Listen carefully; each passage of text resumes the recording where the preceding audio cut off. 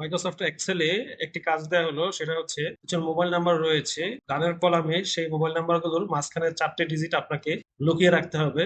তো সেটা আপনি কিভাবে করবেন? তো আমরা সেটা করার জন্য একটা ফর্মুলা ব্যবহার করব। ফর্মুলাটি হচ্ছে, প্রথমে ইকুয়াল টু প্রেস করব, দেন টাইপ করব লেফট, LEFT, দেন একটা ব্রেকেট দিয়ে দিব। আমরা যে প্রথমে 5টি সংখ্যা উন্মুক্ত রাখবো, অর্থাৎ 5টি সংখ্যা দেখা যাবে। তো আমরা ব্রেকেটের ভিতরে সেল দেখিয়ে দিব, দেন কমা দিয়ে যেহেতু 5টি সংখ্যা দেখা যাবে তাই 5 টাইপ করে ব্রেকেটটা ক্লোজ করব।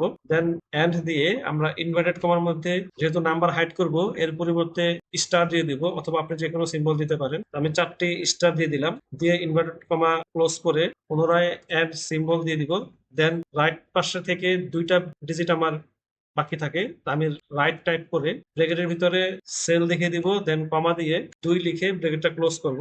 এরপর এন্টার প্রেস করলেই দেখেন ম্যাজিক, এখানে নাম্বারের প্রথম 5টি ডিজিট রয়েছে, দেন 4টি ডিজিট হাইড হয়েছে, এবং সবশেষ যে 2টি সংখ্যা আছে সেটা এখানে দেখাচ্ছে। তো এটাকে ড্রাগ করলেই আপনারা সম্পূর্ণ ফলাফল পেয়ে যাবেন, অর্থাৎ সবগুলো সেলে অ্যাপ্লাই হয়ে যাবে। আশা করি বুঝতে পেরেছেন। ভালো লাগলে অবশ্যই লাইক করবেন এবং ফলো করে পাশে থাকবেন। ধন্যবাদ।